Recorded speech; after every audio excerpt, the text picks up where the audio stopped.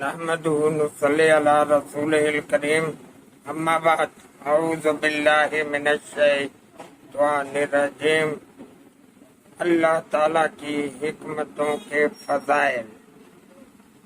میرے بیان کا عنوان، اللہ تعالیٰ نے آدم کو علیہ السلام کو ہر چیزوں کے نام سکھائے اور زمین سے معدن نکالنے سکھائے۔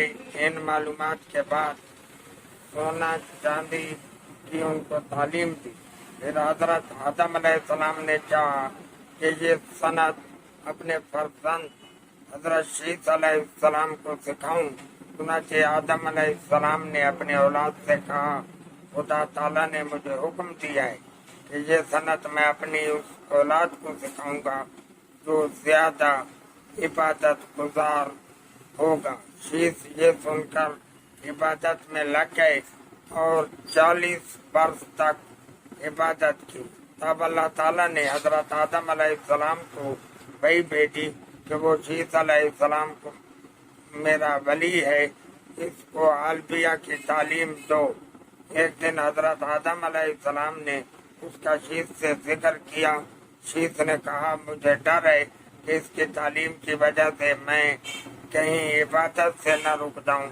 تو حضرت آدم علیہ السلام نہیں ہے یہ صنعت سیکھی اور معلوم کیا کہ سونا چاندی اور موتی اور یاقوت اور زبرجد کس طرح بنتے ہیں۔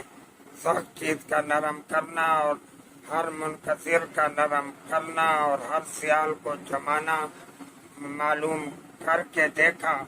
یہ کام بہت آسان ہے اور جن اجزاء سے یہ معدن تیار ہوتے ہیں وہ چیز لوگوں کی نظر میں بہت خفیہ ہے اور جن کی راہ میں پامال کرتے اور بیکار سمجھ کر پھینک دیتے ہیں۔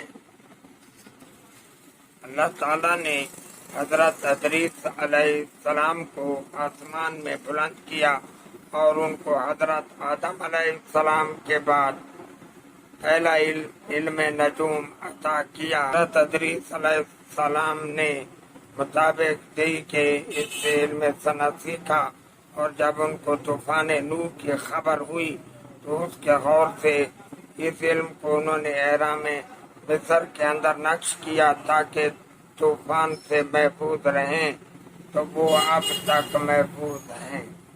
اور جب موسیٰ علیہ السلام سے اللہ تعالیٰ نے کلام کیا تو موسیٰ نے اللہ سے اپنے فقر کی شکایت کی تو اللہ نے ان کو علم صنعت عطا کیا، اور موسیٰ علیہ السلام نے تورات کو سونے سے مطلع کیا اور بارگاہ الہی میں سجدہ شکر کر کے دعا کی، اے اللہ اس علم کو بنی اسرائیل کے لیے رحمت و رزق بنا دے اور مجھے اس کے ذریعے یقین کی دولت سے مالا مال کر۔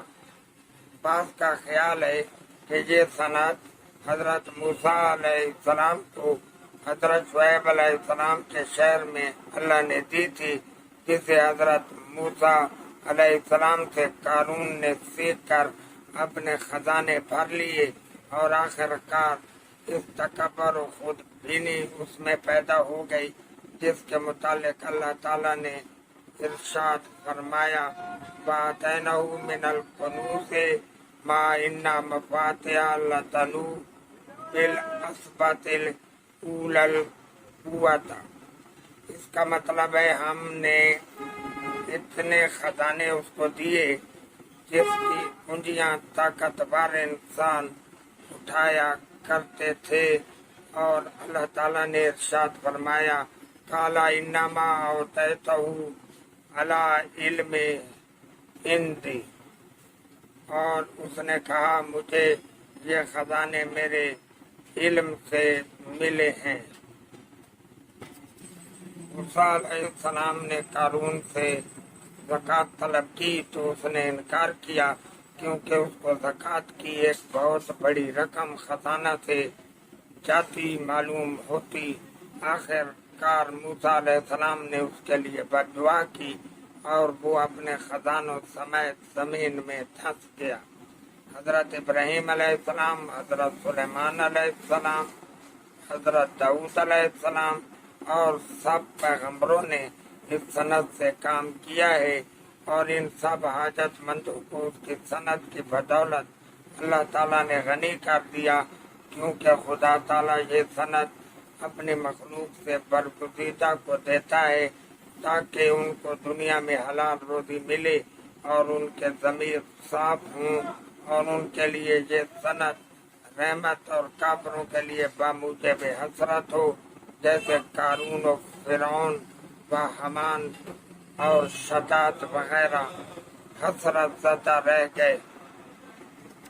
سنت الہیہ اللہ تعالیٰ کا انعام ہے جو سب سے پہلے انبیاء کو عطا کیا گیا، اور اس کی وجہ سے ان کی زندگی اچھی گزری اور انہوں نے اس علم کو آگے سکھایا، اور پھر یہ صنعت کا علم جو آج کل سائنس کا علم بنا ہوا ہے، یہ سب انبیاء کی طرف سے انسانیت کو ملا ہے۔